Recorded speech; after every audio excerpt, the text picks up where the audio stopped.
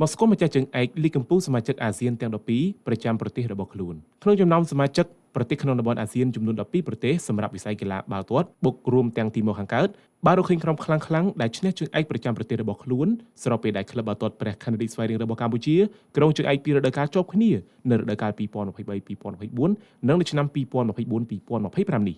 ក្រុមការងារសារព័ត៌មានត្រយងសូមលើកយកទិន្នន័យខ្លះៗពីប្រទេសសមាជិកអាស៊ានដែលរកឃើញក្លឹបឈ្នះជើងឯកតាមប្រទេសរៀងខ្លួនទី1លីកកម្ពុជាថៃប្រទេសថៃមានឈ្មោះលីកកម្ពុជាឈ្មោះថា Thai League 1 ម្ចាស់ជើងឯកគឺបានទៅលើក្រុមបាល់ទាត់ Buriram United ទី2លីកកម្ពុជារបស់ប្រទេសឥណ្ឌូនេស៊ីមានឈ្មោះពេញថា Indonesia League 1 ម្ចាស់ជើងឯកគឺបានទៅលើក្រុមបាល់ទាត់ Persib Bandung ទី3លីកកម្ពុជារបស់ប្រទេសម៉ាឡេស៊ីមានឈ្មោះពេញថា Malaysia Super League ម្ចាស់ជើងឯកគឺបានទៅលើក្រុមបាល់ទាត់ Johor Darul Ta'zim ទី4លីកកម្ពុជារបស់ប្រទេសហ្វីលីពីនមានឈ្មោះថា Philippines Football League ម្ចាស់ជើងឯកគឺបានទៅលើក្រុមបាល់ទាត់ Kaya Ailo ទី5លីកកម្ពុជាសង្ហបុរីមានឈ្មោះពេញថា Singapore Premier League ម្ចាស់ជើងឯកគឺបានទៅលើក្រុមបាល់ទាត់ Lion City Salos ទី6លីកកម្ពុជាកម្ពុជាមានឈ្មោះពេញថា Cambodian Premier League ម្ចាស់ជើងឯកបានទៅលើក្រុមបាល់ទាត់ព្រះខ័នរាជស្វាយរៀងទី7លីកកម្ពុជាឡាវមានឈ្មោះពេញថា Lao Premier League ម្ចាស់ជើងឯកគឺបានទៅលើក្រុមបាល់ទាត់ Israel FC ទី8លីកកម្ពុជាមីយ៉ាន់ម៉ាមានឈ្មោះពេញថា Myanmar National League ម្ចាស់ជើងឯកគឺបានទៅលើក្រុមបាល់ទាត់ Sun United ទី9លីកកម្ពុជាប្រ៊ុយណេ